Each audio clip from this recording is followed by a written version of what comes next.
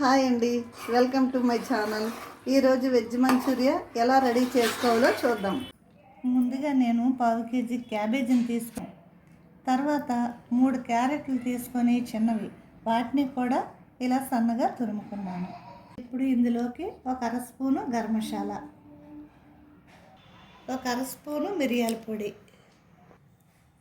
1/2 spoon అల్లం వెల్లుల్లి paste, 1/2 spoon కారం, రుచికి సరిపడగా ఉప్పు, 3 స్పూన్లు మైదా, 3 స్పూన్లు కార్న్ఫ్లవర్. ఇప్పుడు మైదా కార్న్ఫ్లవర్ సేమ్ క్వాంటిటీగానే ఉండాలి. ఇప్పుడు చుక్క నీరు కూడా వేయకుండా ఇలా కలుపుకోవాలి, ఎందుకంటే క్యాబేజీ నుంచి వాటర్ వస్తుంది కాబట్టి. ఇలా బాగా కలిపిన తర్వాత చిన్న చిన్న బాల్స్గా రెడీ చేసుకోవాలి. సో అన్నీ ఇలా చుట్టుకున్న తర్వాత స్టవ్ని మీడియం ఫ్లేమ్లో పెట్టుకొని అన్నీ ఇలాగ గోల్డెన్ కలర్ వచ్చే వరకు వేయించుకోవాలి.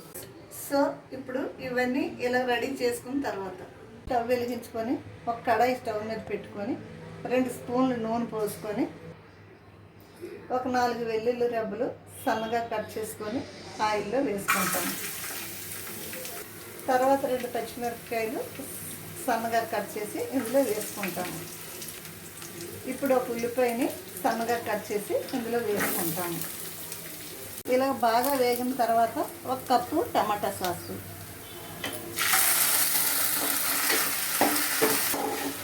ఇప్పుడు ఇందులోకి 1 స్పూను కార్న్ఫ్లవర్ వాటర్లో కలిపేసి వేసుకోవాలి.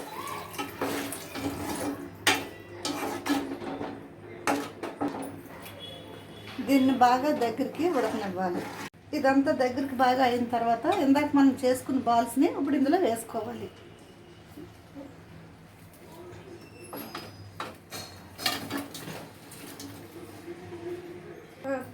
ఇప్పుడు ఇదంతా బాగా కలుపుకోవాలి.